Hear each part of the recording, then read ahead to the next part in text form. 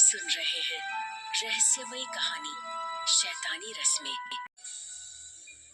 तांत्रिक ने अपने थैले से एक इंसानी खोपड़ी निकालकर उसे अपने सामने रखा और एक बोतल से बकरी का रक्त निकालकर एक मिट्टी के कटोरे में रखा।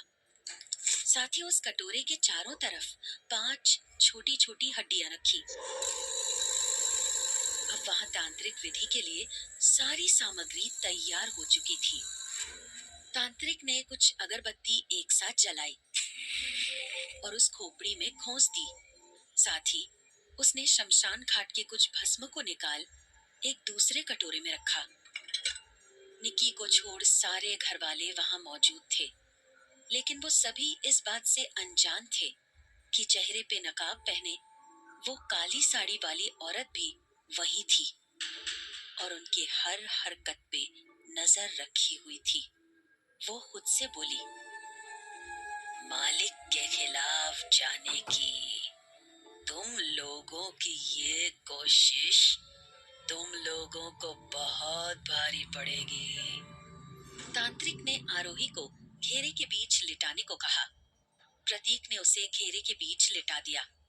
तांत्रिक ने रक्त के कटोरे के पास से एक हड्डी उठाई और आरोही के सिर से लेकर पांव तक उससे स्पर्श किया। उसके बाद वापस हड्डी को कटोरे के पास रखते हुए पूछा, क्या हुआ था इसे? कोई बीमारी थी?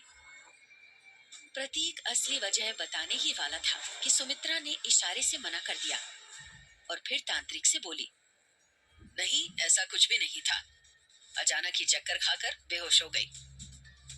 सुमित्रा ने उसके सिर फटने से लेकर उसके जख्म ठीक होने की सारी बात छुपा ली।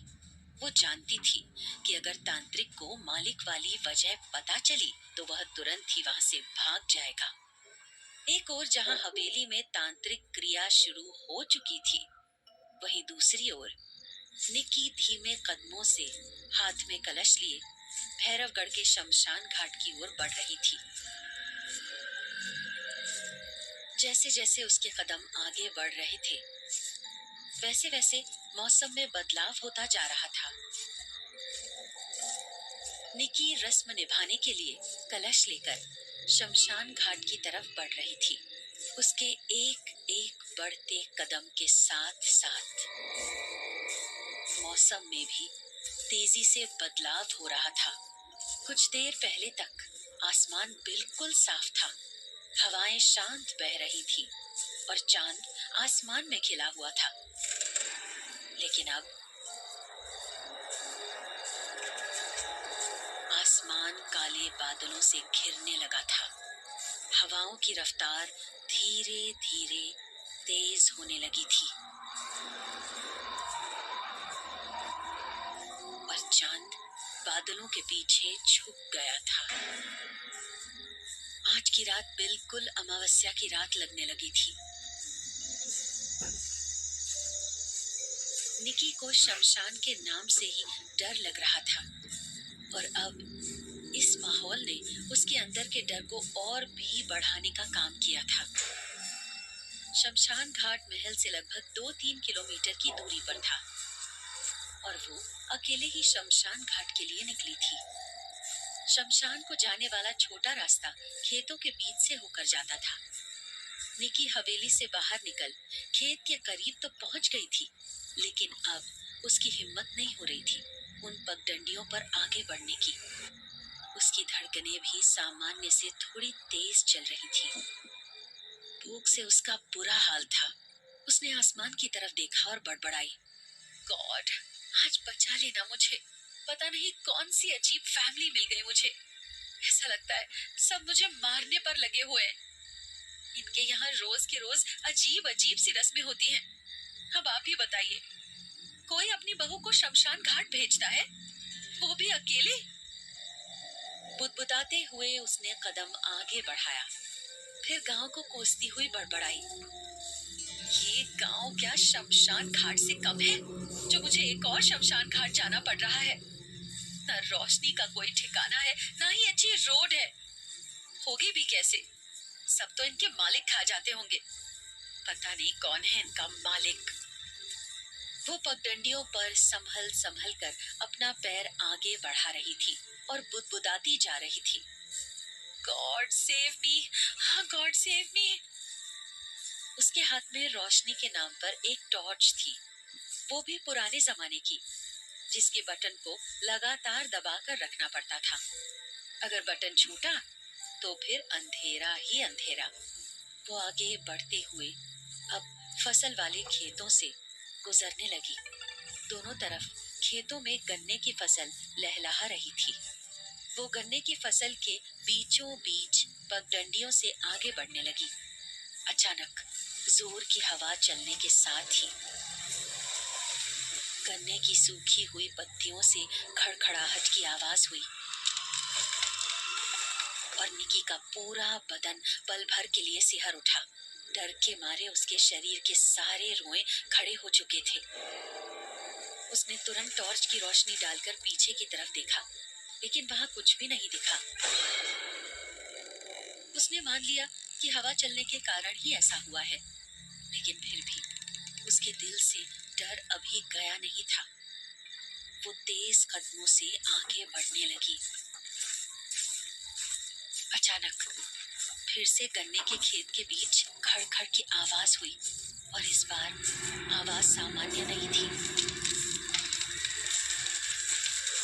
वो किसी के पैरों के चलने की आवाज थी, क्योंकि हवा पल भर के लिए शांत थी और बाकी फसल भी नहीं डोल रही थी। निकी के कदम रुक गए। उसने डरते डरते पीछे की तरफ देखा और सहमी आवाज में चिल्लाई, कौन है? कौन है वहां? निकी की आवाज भी गले में ही फंस कर रह जा रही थी। वो एक एक जगह पर टॉर्च को फोकस करने लगी, लेकिन कोई नहीं दिखा। उसे एक पल के लिए ऐसा लगा मानो कोई फसल के बीचों बीच से उसकी तरफ ही चलकर आ रहा था। निकी डरती हुई चिल्लाई, कौन है? कौन है वहां? तभी सामने से किसी चीज ने छलांग लगाई।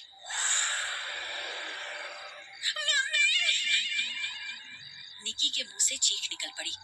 उस चीख ने उस सन्नाटे को चीर दिया। वो वहीं डरकर फसलों के बीच गिर पड़ी और टॉर्च भी हाथ से छूट गया। वहां खूब अंधेरा हो चुका था। पल भर में वो पसीने से तर-बतर हो चुकी थी। उसकी हार्ट बीट और भी तेज हो गई। वो आंखें फाड़े चारों ओर देखने लगी, लेकिन अंधेरे में कुछ भी नहीं दिख रहा था। वो बड़बड़ाने लगी थी, God save me, God save me, God save me. धीरे धीरे उसकी हार्ट बीट शांत होकर नॉर्मल हुई। उसने उस बिल्ली को देख लिया जो तेजी से वहां से भागी। वो खड़ी होती हुई बड़बड़ाई, आज तो इस बिल्ली ने मेरी जान ही ले ली थी। वो तुरंत उठी। उसने अंदाजे से टटोल कर टॉर्च को उठाया और फिर इतनी तेजी से आगे बढ़ी कि कहीं और ध्यान भी नहीं दिया। वो दौड़ते हुए सीधे शमशान घाट के पास जाकर रुकी। 1 किलोमीटर दौड़कर वो थक चुकी थी और उसकी सांस फूलने लगी थी। वो अभी शमशान घाट के बाहर ही खड़ी थी और अंदर उसके सामने एक चिता जल रही थी। शायद कोई उसे अभी अभी जलाकर वहां से गया था। निकी के शरीर में कांटों तो खून नहीं। वो पहली बार अपनी जिंदगी में जलती हुई चिता देख रही थी। अंधेरे में वहां का दृश्य और भी भयावह लग रहा था। वो जिधर भी नजर डालती ऐसा लगता मानो कोई उसे घूर कर देख रहा है। उस अंधेरे में पेड़ ऐसे प्रतीत हो रहे थे जैसे कोई कंकाल पड़े हों। दूर जंगल के सियारों के रोने की आवाज बार बार आ रही थी और पेड़ की डाल पर बैठा एक उल्लू आंखें तरेर कर निकी की तरफ ही देख रहा था। उसे देखते ही निकी डर गई, लेकिन अपने डर पे काबू पाते हुए वो थोड़ा आगे बढ़ी। उसी समय उल्लू उस पेड़ से उड़ा और दूसरे पेड़ पर जाकर बैठ गया। निकी ने धीरे धीरे शमशान घाट के अंदर एंटर किया। और तिरछी नजर से उल्लू की तरफ देखती हुई बड़बड़ाई, ये अभी तो उस पेड़ पे था, अब उड़कर दूसरे पेड़ पे। तभी वो उल्लू तेजी से चीखने लगा। उसकी चीख इतनी तीखी थी कि निकी ने अपने कान बंद कर लिए। वो हिम्मत करके जलती हुई चिता के पास पहुंच गई और नीचे गिरी हुई राख को जल्दी जल्दी कलश में भरने की कोशिश करने लगी। उसने अभी राख को मुट्ठी में भरा ही था कि अचानक चिता पर फट की आवाज हुई और आग दहक उठी। कुछ हड्डियां भी इधर उधर बिखरी और एक निकी के ऊपर आकर गिरी। निकी डरकर जोर से चिल्लाई और पीछे हट गई। उसे लगा जैसे चिता उठ बैठी हो। आगे उसे वहां ना ही कुछ देखना था और ना ही सुनना। उसने कलश को वहां छोड़ दिया और सरपट वहां से भागी। वो गिरते पड़ते किसी तरह महल तक पहुंची। उसे ना ही अपने कपड़ों की सुध थी और ना ही शरीर की। उसकी साड़ी जगह जगह से फट गई थी और घुटना और कोहनी भी छिल चुकी थी। हवेली के पास पहुंचते ही वो थककर जमीन पर गिर पड़ी। वो बेहोश हो चुकी थी। इधर हवेली के अंदर तांत्रिक ने अपनी तंत्र क्रिया आरंभ की। उसने रक्त के कटोरे के पास से एक एक हड्डी को उठाया और उन्हें रक्त में भिगोने लगा। उसके बाद उन हड्डियों को आरोही के सर के ऊपर घुमाकर खोपड़ी की खाली जगह में खोसने लगा। ऐसा उसने 5 हड्डियों के साथ किया। फिर उसने आंखें बंद कर कुछ मंत्र पढ़ा और भस्म उठाकर उस खोपड़ी पर फेंका। अचानक ही खोपड़ी दहक उठी। तांत्रिक तुरंत घबरा कर उठ खड़ा हुआ और चिल्ला कर बोला, धोखा धोखा हुआ है मेरे साथ। फिर उसने सुमित्रा की तरफ देखते हुए गुस्से में कहा, सच बताओ मुझे, क्या हुआ था इस औरत के साथ? सुमित्रा थोड़ी सहमती हुई बोली, बाबा मैंने आपसे सच कहा है, कुछ नहीं। तांत्रिक उसकी बात काटते हुए बोला, झूठ, सरासर झूठ, तुम झूठ बोल रही हो। इस खोपड़ी के दहक उठने का मतलब है कुछ भयंकर हुआ था इस औरत के साथ और मैं इस शक्ति के विपरीत कार्य कर रहा हूँ। सच बताओ मुझे। तभी प्रतीक बोल पड़ा, हाँ बाबा, हमसे भूल हो गई। दरअसल मेरी पत्नी चक्कर खाकर पहली मंजिल से गिर गई थी। उसका सर फट गया था और खून बहने लगा था। हम इसे उठाकर मालिक के पास ले गए और दरवाजे पर खड़े होकर इसे ठीक करने की गुहार लगाई। उन्होंने इसके घाव तो ठीक कर दिए, लेकिन इसकी बेहोशी नहीं तोड़ी। अब ये कब तक ऐसी ही बेहोश रहती, इसलिए हमने आपको बुलाया। तांत्रिक जोर से चिल्लाया, मूर्ख, तुमने मुझे मालिक के विरुद्ध इस्तेमाल किया है। मालिक अब और भी रुष्ट।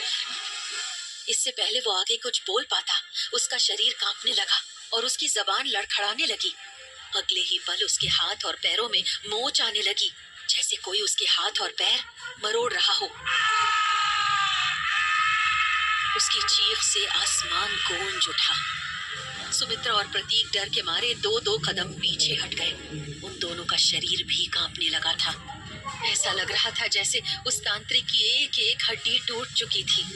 अचानक उसका पूरा शरीर सीधा हो गया और आंखें लाल और बड़ी बड़ी होने लगी। उन आंखों ने घूरते हुए सुमित्रा की तरफ देखा और फिर अंदर से भयंकर आवाज निकाली, मेरे विरुद्ध जाने की हिम्मत कैसे हुई तुम्हारी?